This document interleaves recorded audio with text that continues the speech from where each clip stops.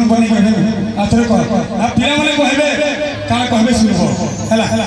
दूध पड़े के भेली मोते सिंगा के बीमो घर कर जगनी चुनी मोते रानी रूपे सजा एला मोर भाई माने कहू मोर भाई वो मान मुई तो राजा पिला मोर पिला कथा देबी आठानो तो मोती पूरा पूरी तो हेली हेला कहतो ना हेला कहतो तो तुई मोर नाई हेले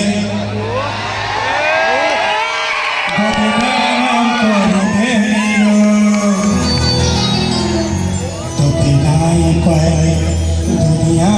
छाड़ी हवा हवा हवा मुई तो राजा पिला मोर पिला कथा पिला कथा